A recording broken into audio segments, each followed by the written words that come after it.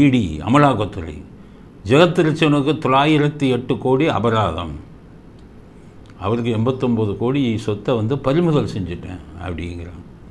உடனே நீங்கள் எல்லாம் நினைப்பீங்க, 908 கோடி அபராதமா அப்படின்னு. ஆனால் அவர் 25,000 கோடியை இலங்கையில் போய் முதலீடு செஞ்சுருக்காரு. அப்போ எவ்வளோ பெரிய பணக்காரன்னு பாருங்கள். 25,000 கோடியை இலங்கையில் போய் முதலீடு செஞ்சுருக்காரு. அப்படின்னா இந்தியாவில் அவருடைய சொத்து மதிப்பு எவ்வளவுங்கிறது யாருக்கும் தெரியாது. அவர்கிட்ட போய் 25,000 கோடியை இலங்கைக்கே அனுப்பின ஆளுக்கு 908 கோடியை ஃபைன் போட்டு அதை பெருமையாக சொல்கிறாங்க அமலாக்கத்துறை. அதோட 90 கோடிக்கு சொத்தை பறிமுதல் பண்ணிட்டாங்க, அதை பெருமையாக சொல்கிறாங்க. சொத்தை பறிமுதல் இதை எதுக்கு சொல்கிறேன்னா, அமலாக்கத்துறை நடவடிக்கைலாம் எப்படி இருக்கும் அப்படிங்கிறதுக்கு நீங்கள் தெரிஞ்சுக்கணும். ஒரு உதாரணத்தை சொல்கிறேன். சசிகலாவின் சொத்துக்களை 3600 கோடியோ மொத்த சொத்துக்களில் 1600 கோடி சொத்துக்களை பறிமுதல் செஞ்சாங்க, அட்டாச் பண்ணாங்க.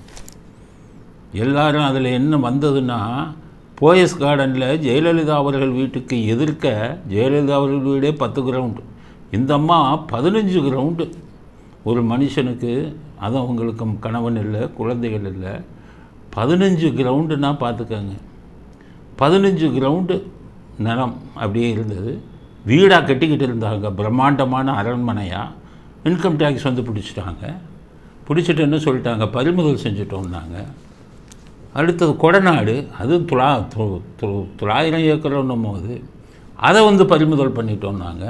சிறுதாவூர் பங்களா, அப்புறம் தையூர் பங்களா அப்படின்னு எல்லாத்தையுமே அட்டாச் பண்ணி 1600 கோடிக்கு மேலே நாங்கள் அட்டாச் பண்ணிட்டோம் அப்படின்னு விட்டாங்க அறிக்கை. 3 வருஷம் ஆச்சு, 4 வருஷம் ஆச்சு. அப்போ எல்லோரும் என்ன நினச்சாங்க, சரி இதோட சசிகலா காலி, எல்லா சொத்தும் போச்சு அப்படின்னு நினச்சாங்க. பிஜேபியில் ஒரு முக்கியமான தலைவர் தமிழ்நாட்டில் இருக்கிறவர், அவரை நான் பேர் சொல்ல விரும்பலை, அவரை போய் அந்த அம்மா பிடிச்சாங்க. அவருக்கு எவ்வளோ பணம் பேசுனாங்க என்னங்கிறது தெரியாது. அவர் மத்திய அரசாங்கத்திட்ட மூவ் பண்ணார். அப்போ அரசியல் பேரம், இங்கே வந்து கூட்டணி, இதெல்லாம் பேசிட்டு கொஞ்ச நாளில் பார்த்தா 15 கிரவுண்டு போயஸ் கார்டன் வீடை வந்து கிரகப்பிரவேசம் பண்ணுறாங்க. அப்போ என்னாச்சு, அட்டாச் பண்ணாங்களே, பறிமுதல் செஞ்சாங்களே, அது எங்கே போச்சு? இது இந்த பங்களா, கொடநாடு பங்களா மறுபடியும் கட்ட ஆரம்பிச்சிட்டாங்க. சிறுதாவூர், தையூர் எல்லாமே திரும்பி வந்துடுச்சு சொத்து. அபராதம் எவ்வளோ போட்டான்னு தெரியுமா? 400 கோடி அபராதம் போட்டு 1600 கோடியும் கையில் கொடுத்துட்டாங்க. பேருக்கு 400 கோடின்னு போட்டு. அப்போ என்ன ஆச்சு, சசிகலாவின் அத்தனை சொத்துக்களும், இவங்க பறிமுதல் செஞ்ச அத்தனை சொத்துக்களும் அவங்களுக்கே திரும்பி வந்துடுச்சு. இதுதான் ஈடி. இப்படி தான். நீங்கள் வந்து இவரை வந்துட்டு ஜெகத்ரட்சகனை பிடிச்சிட்டாங்க, இனி மாட்டிட்டாருன்னு நினைக்காதீங்க. 900 கோடி அபராதம் போட்டுருக்காங்கல்ல, 80 கோடி 90 கோடி சொத்தை பிடிச்சிருக்காங்கல்ல. இப்போ திமுகவோட நல்ல உறவுக்கு வந்துட்டாங்கல்ல, ராஜ்நாத் சிங்கை பிடிப்பாங்க, அண்ணாமலையை பிடிப்பாங்க, பேச்சுவார்த்தை நடக்கும், எல்லா சொத்தும் திரும்பி ஜெகத்ரட்சகனுக்கு போய்விடும். இதுதான் பிஜேபியின் அமலாக்கத்துறை இப்போ செஞ்சுக்கிட்டு இருக்கக்கூடிய நடவடிக்கை. அதனால் இது ஒன்றும் ஜெகத்ரட்சகனுக்கு மிகப்பெரிய இது கிடையாது, தண்டனை இன்னும் கிடையாது, எல்லாம் திரும்பி வந்துட போகுது அப்படிங்கிறது தான் நம்ம நாட்டில் நடந்து கொண்டிருக்கும் கசப்பான உண்மை. அப்படிங்கிறத நீங்கள் தெரிஞ்சுக்கணும்.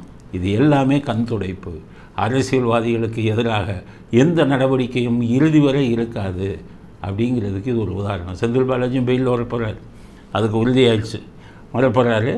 ஸ்டாலின் அங்கே இருந்துக்கிட்டே, இன்னமே அவர் அமெரிக்காவிலேருந்து தானே, அமெரிக்காவிலேருந்து அரசியல் பண்ணாலும் பண்ணுவார். அமெரிக்காவில் இருந்துக்கிட்டே ஸ்டாலின் மறுபடியும் செந்தில் பாலாஜியை மந்திரி ஆக்குறாங்களா இல்லையான்னு பாருங்கள். முதல்ல வேறு ஒரு இலாக்கா கொடுத்துட்டு திரும்பி அதே டாஸ்மாக்கு போட்டு கொள்ளையடிக்கிறாங்களா இல்லையான்னு பாருங்கள். இதுதான் தமிழ்நாடு அரசியல். வெட்கங்கெட்ட அரசியல், வேதனையான அரசியல். ஏழை மக்களுக்கு வந்து என்றைக்குமே நிவாரணம் கிடைக்காது அப்படிங்கிற ஒரு அரசியல் தான் தமிழ்நாட்டில் போயிட்டு இருக்குது. ஸ்டாலின் முதல்வராக தொடரும் வரை இந்த மாதிரி ஊழல் அரசியல் தொடர்ந்து கொண்டிருக்கும் அப்படிங்கிறது தான் உண்மை.